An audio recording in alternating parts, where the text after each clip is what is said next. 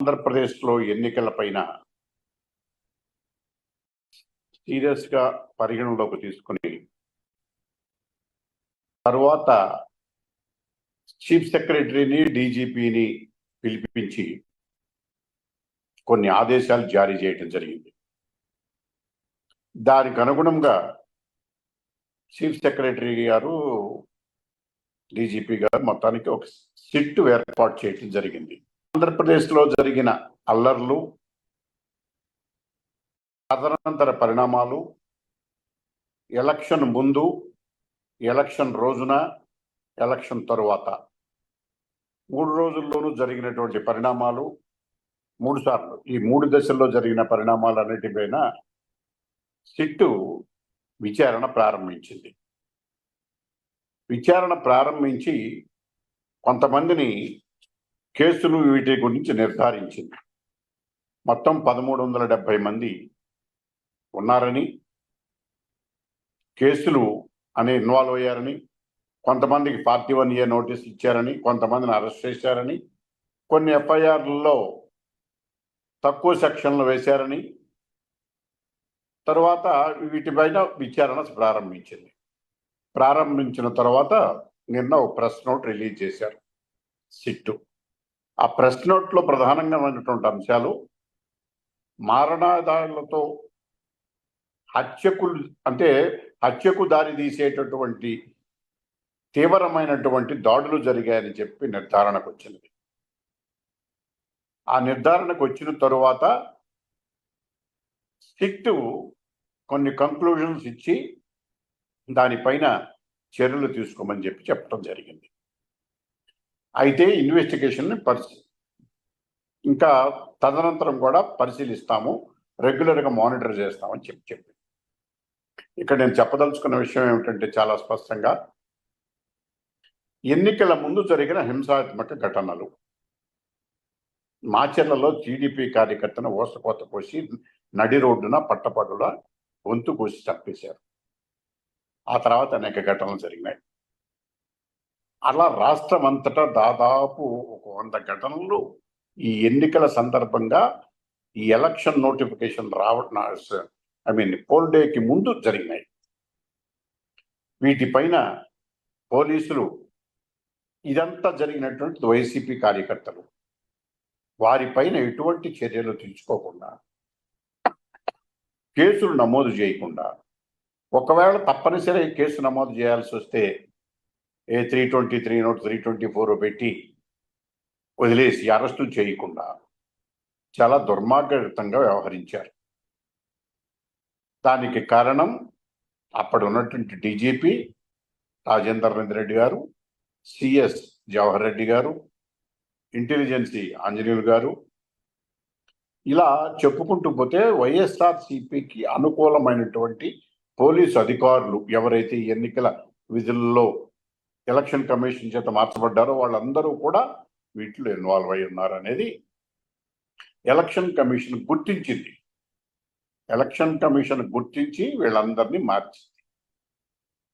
ఇక్కడ నేను చెప్పదలుచుకున్న విషయం ఏంటంటే, ఎన్నికల కమిషను మార్పు కనుక జరగకపోయినట్లయితే ఈ మాత్రమైనా ఎన్నికలు జరిగాయా లేదనేటటువంటి ఒక హింసాయుతమైనటువంటి భయానక వాతావరణం ఆంధ్రప్రదేశ్లో ఎన్నికల ముందు ఏర్పడినటువంటి వాతావరణం.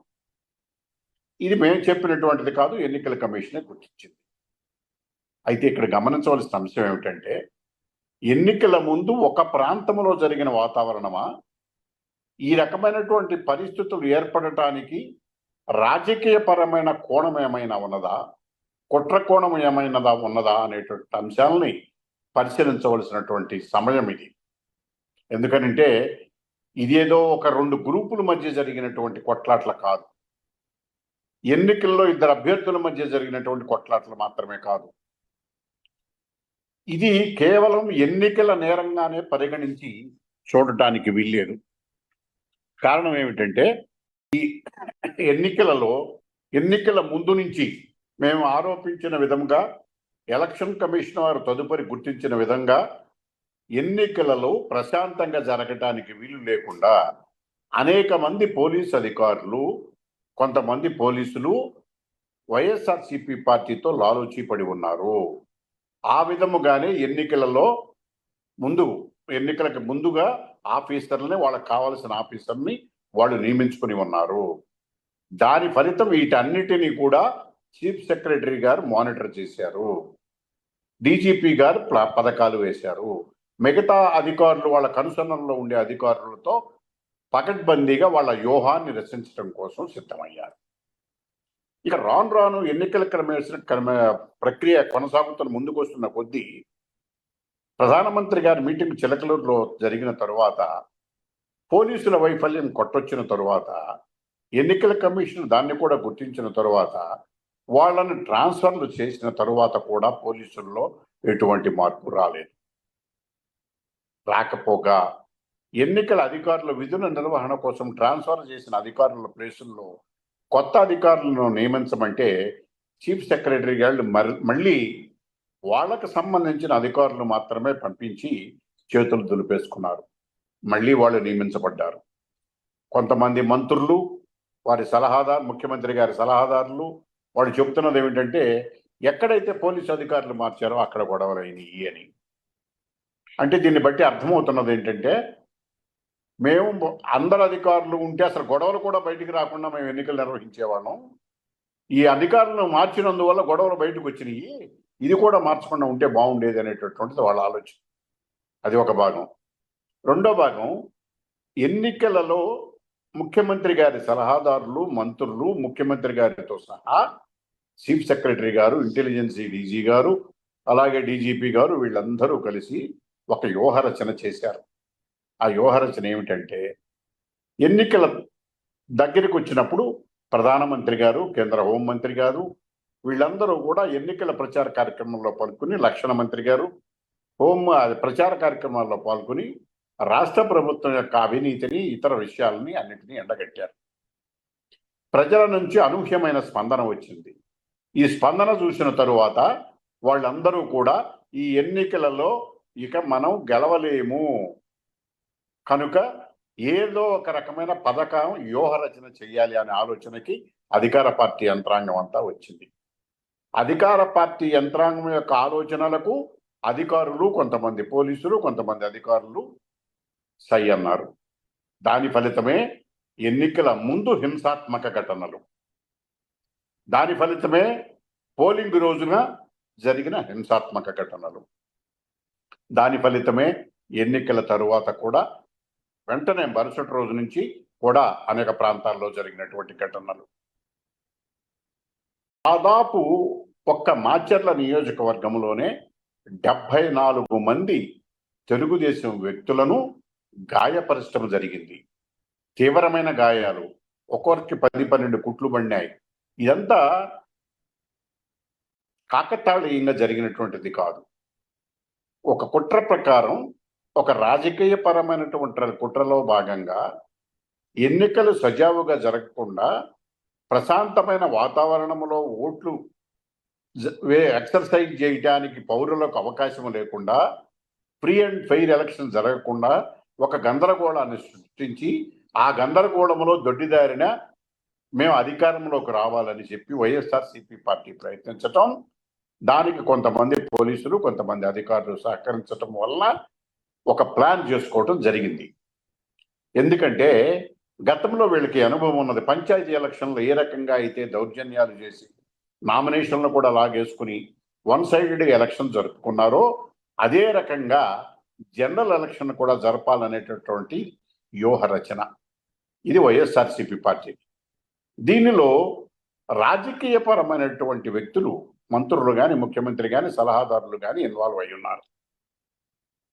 దాన్ని ఆచరణలో పెట్టడానికి వాళ్ళకి అనుంగమైన శిష్యులైనటువంటి, వాళ్ళకి తో మెదులుతున్నటువంటి చీఫ్ సెక్రటరీ కానీ, డీజీపీ కానీ, ఇతర కొంతమంది అధికారులు కానీ వీళ్ళందరూ కూడా ఉన్నారు. వీళ్ళందరూ కలిసి పకడ్బందమైన వ్యూహాన్ని రచించారు. ఆ దాని ఫలితమే గొడవలు జరిగినాయి. ఇది కొంతవరకు ఎన్నికల కమిషను కొంతమంది అధికారులను ట్రాన్స్ఫర్ చేయటం ద్వారా ఆ వ్యూహాన్ని పూర్తిగా అమలు జరపలేకపోయారు.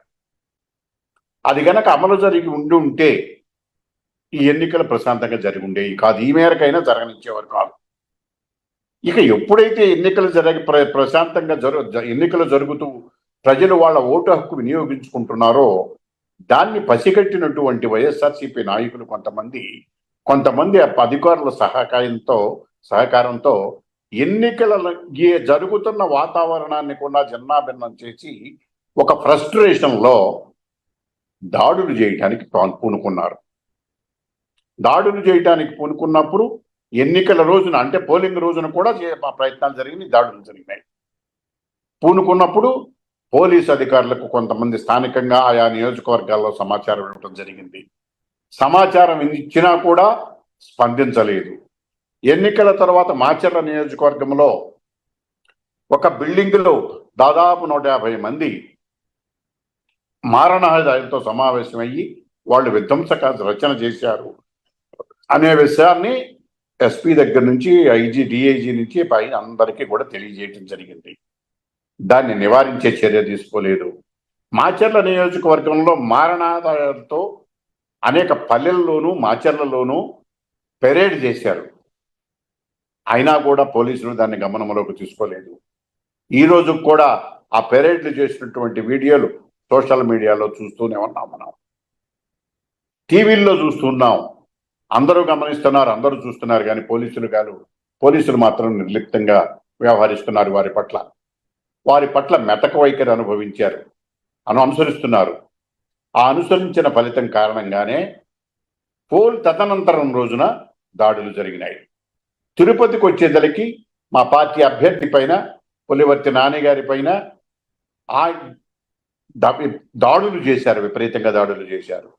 స్ట్రాంగ్ రూమ్ దగ్గర ఎక్కడైతే ఈ